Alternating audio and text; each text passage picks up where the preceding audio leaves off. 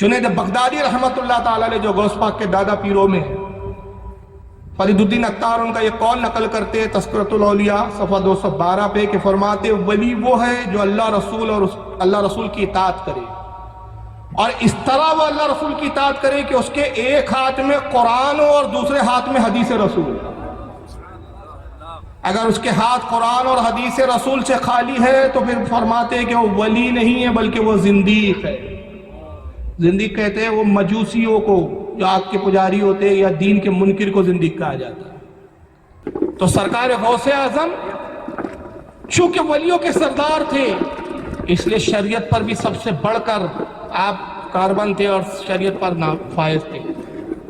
یہاں تک کہ لکھا گیا کہ ایک مرتبہ آپ سفر میں پیاس کی شدت محسوس ہوتی ہے، اچانک کالے بادل چھاتے اور بارش ہونا شروع ہوتی ہے، یہاں تک کہ زمین پوری جل تھل ہو گئی۔ آپ نے کچھ پانی کو نوش فرمایا، پھر وہ کالے گھنے بادل چھٹے اور ایک نور ظاہر ہوا، ایک روشنی بڑی تیز، اتنی تیز روشنی کہ آنکھیں چنی آ جائیں، اور نور سے آواز آتی ہے عبد القادر میں تیرا رب ہوں،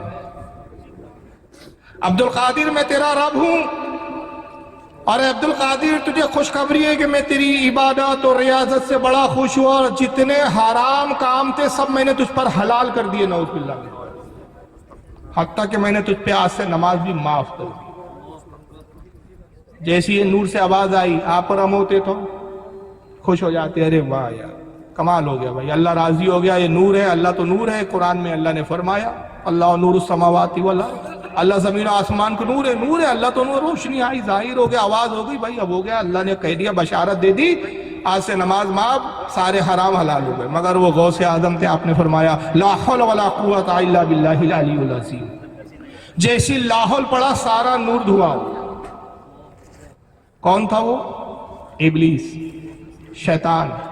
آواز آئی عبد القادر آج تجھے تیرے علم نے بچا دیا۔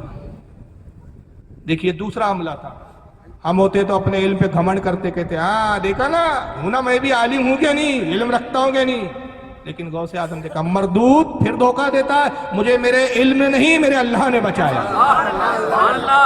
یہ میں فضل خداوندی قدوس سے بچا ہوں۔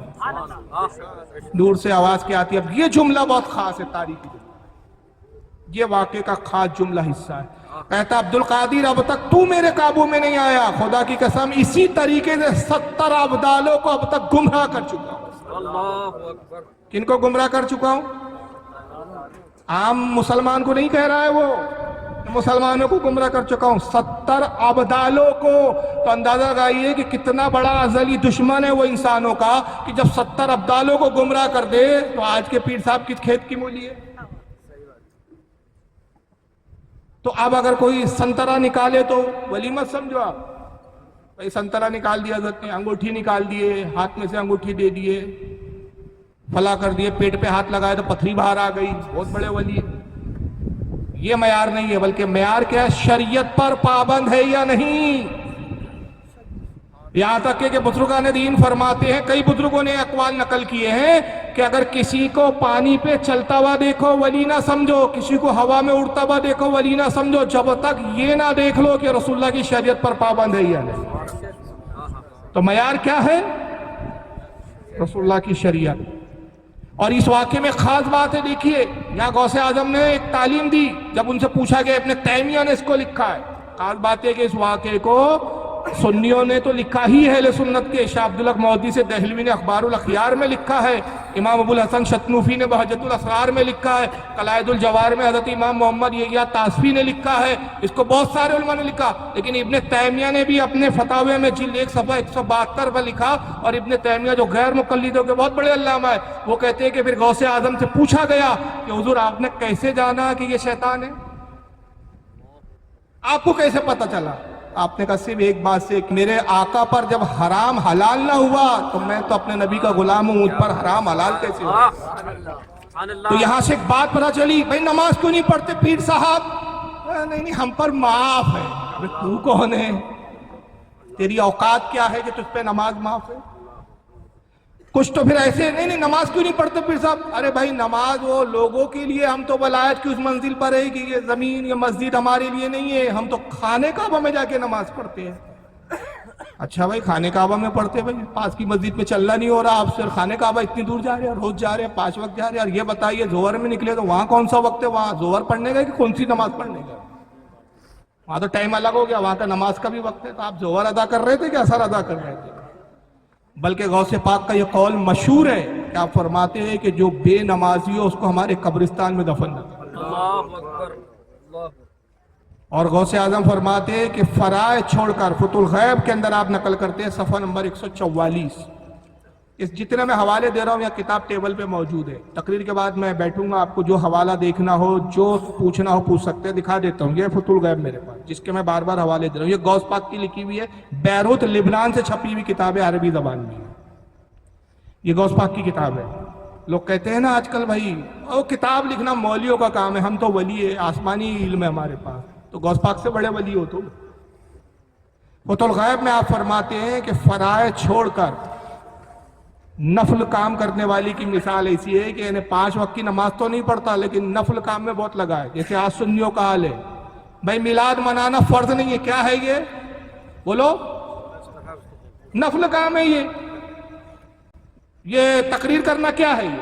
یہ تقریر میں بھی آپ بیٹھے ہیں، میں کر رہا ہوں، یہ نفلی کام ہے، لیکن فرض کیا ہے؟ 5 وقت کی نمازیں، نمازوں کی پابندی نہیں ہے، لیکن نفل پہ بہت زور ہے ہمارے ہاں، میلاد پر زور ہے، 11ویں پر زور ہے، صاحب و فاتحہ پہ زور ہے، نذر و نیاز پہ زور ہے، لیکن نماز کا ٹائم آیا تو نماز کی فکر نہیں ہے۔ تو غوث اعظم خود فتح الغیب صفحہ نمبر 144 پہ کتنی پیاری مثال دیتے ہیں، کہتے ہیں فرائض چھوڑ کر نفل کرنے والی شخص کی مثال ہے اس حاملہ عورت کی طرح ہے، اس حاملہ، وہ پیٹ والی عورت کہ 9 مہینے تکلیفیں برداشت کرے، پیٹ میں بچہ لیے پھرے، اور جب ڈیلیوری ہو تو بچہ مردہ پیدا ہو۔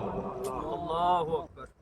یہ اس شخص کی مثال ہے کہ جو فرائض چھوڑ کر نفلی کی طرف توجہ کرتا ہے، تو پہلے فرائض ادا کیے جائیں گے، اس کے بعد پھر نفل کی طرف راغب ہوا جائیں گا۔ یہ سرکار غوث اعظم کی تعلیم ہے۔ اور اسی فتح الغیب میں ایک جگہ فرماتے ہیں کہ اے عزیز کرامت مت دیکھ، استقامت دیکھ۔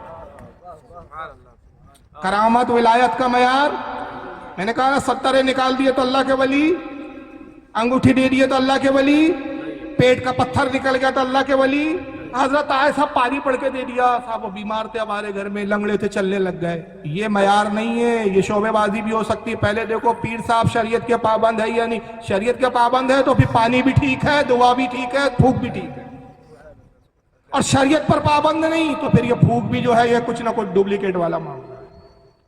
تو آپ خود غوث اعظم کی تعلیم کیا فرماتے ہیں؟ عزیز کرامت مت دیکھ، استقامت دیکھ، یعنی شریعت پر مضبوطی دیکھ، کہ جتنا شریعت کا پابند ہے اتنا بڑا اللہ کا ولی ہے۔ ایک شخص آتا ہے سرکار غوث اعظم کی خدمت میں، بڑے چرچے سنے کہ حضور مردوں کو جلا دیتے ہیں، لنگڑوں کو چلا دیتے ہیں، بیماروں کو شفا دیتے ہیں، کوڑیوں کو اچھا کر دیتے ہیں۔ کہا چلو اپنی آنکھوں سے غوث پاک کی کرامت دیکھوں۔ آیا حضور میں مہمان آیا ہوں، آپ کیا کچھ دن قیام کرنا چاہتا ہوں، آپ کی صحبت اختیار کرنا چاہتا ہوں۔ کہا رہو، شوق سے رہو۔ ایک حجرہ دے دیا گیا، 40 دن تک وہ غوث اعظم کا مہمان رہا، سرکار غوث اعظم کی مجلس میں آتا، آپ کے پیچھے نماز پڑھتا، ایک ایک لمحہ غوث اعظم کے ساتھ گزارتا، بڑی باریکی سے نگاہ رکھتا، لیکن اتفاق کی بات پورے 40 دن کے اس عرصے میں ایک بھی کرامت آپ سے ظاہر نہیں ہوئی۔ حالانکہ کرامتوں کا بڑا صدور ہوتا تھا، لیکن تعلیم مقصود تھی اس کی، غوث اعظم اس کے دلوں کے حالات جانتے تھے، ایک بھی کرامت ظاہر نہیں ہوئی۔ 40 دن کے بعد وہ شخص آتا، کہتا ہے حضور اجازت دیجیے اب لوٹنا چاہتا ہوں۔ کہا کچھ دن اور ٹھہرتے۔ کہا حضور جس مقصد سے آیا تھا وہ مقصد تو پورا نہیں ہوا۔ کیا مقصد تھا تیرا؟ بولے حضور کرامت دیکھنے آیا تھا، لیکن اس نتیجے میں پہنچا ہوں کہ خامخواہ لوگوں نے آپ کی کرامت کے چرچے کر رکھے ہیں، میں نے تو کوئی کرامت نہیں دیکھی۔ آپ نے فرمایا یہ بتا کیا تو نے شریعت کے خلاف میرا کوئی قدم اٹھتا ہوا دیکھا ہے؟ کہا خدا کی قسم فرائض تو فرائض ہے، نوافل اور مستحبات بھی آپ نہیں چھوڑتے، خدا کی قسم آج تک میں نے ایک قدم آپ کا شریعت کے خلاف اٹھتا ہوا نہیں دیکھا۔ آپ نے فرمایا عزیز شریعت پر عمل کرنا یہی میری سب سے بڑی کرامت ہے۔ تو حقیقی کرامت کیا ہے؟ بولو، شریعت پر عمل کرنا۔ یاد رکھیے کرامت دھوکہ بھی دیتی، آپ کی اہلیہ تھی، آپ کی بیوی، اور آپ کے صاحبزادے تھے حضرت ابو محمد عبد الجبار، ان کی ابو محمد ان کی کنیت تھی، عبد الجبار نام تھا، غوث اعظم کے صاحبزادے تھے۔ تو حضرت ابو محمد عبد الجبار رضی اللہ تعالیٰ عنہ کہتے ہیں کہ میری والدہ غوث پاک سے ملنے آیا کرتی تھی. اپنے الگ الگ بیویوں کے گھر بنایا رکھے تھے آپ نے, اور آپ اپنی خانقاہ میں رہتے اور اپنی بیویوں کو وقت دیتے تھے, باریاں مقرر تھی. تو کوئی بیوی کبھی کبھار آپ سے کسی ضرورت, کسی سامان کی طلبی کے لیے کوئی ضرورت ہے گھر کی, تو خانقاہ حاضر ہوتی تھی. تو حضرت ابو محمد عبد الجبار رضی اللہ تعالیٰ عنہ کہتے ہیں کہ میری والدہ اکثر اس وقت آتی کہ رات میں مجمع نہیں ہوتا تھا, دن میں ملنے ملانے والے ہوتے. اب پردہ نشین خاتون تھی, ظاہر ہے غوث پاک کی بیوی ہے, تو رات میں آپ آتی. تو والدہ کی کرامت یہ تھی کہ آپ انگلی پہ پھونک مارتی, ایک شعلہ بلند ہوتا اور شعلے کی روشنی میں آپ راستہ طے کرتی.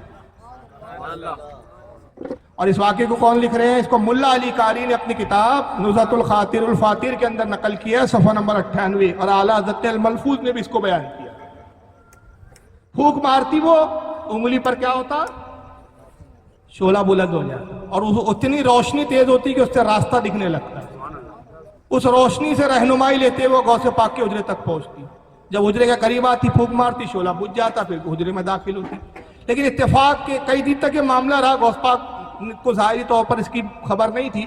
ایک مرتبہ یہ ہوا کہ غوث پاک ان کے ساتھ چل رہے تھے, تو کہتی اللہ نے مجھے بھی آپ کے طفیل ایک کرامت دی. کہا کیا کرامت ہے تمہاری؟ کہا دیکھیے پھونک مارا, انگلی پہ شعلہ آ گیا. غوث اعظم نے پھونک مارا, وہ شعلہ بجھ گیا, دعا ہو گیا. کہا یہ کیا ہوا؟ کہا نیک بخت, وہ شعلہ تیری کرامت نہیں ہے, یہ ابلیس کی طرف سے, اور تو سمجھ نہ سکی کہ یہ رحمانی شعلہ نہیں ہے, اللہ کی طرف سے نہیں, یہ ابلیس کی کارستانی ہے. پھر اس کے بعد آپ نے پھونک ماری, دوبارہ روشنی نور ظاہر ہوا, کہ آپ یہ رحمانی نور ہماری طرف سے لیں. اب میں بتانا یہ چاہتا اس واقعے سے کہ غوث اعظم کی بیوی ہے, تو آج کا پیر اور آپ اور ہم کس کھیت کی مولی ہے؟ تو کرامت کبھی معیار نہیں ہو سکتا, بلکہ استقامت, شریعت کی پابندی, یہی اصل چیز ہے.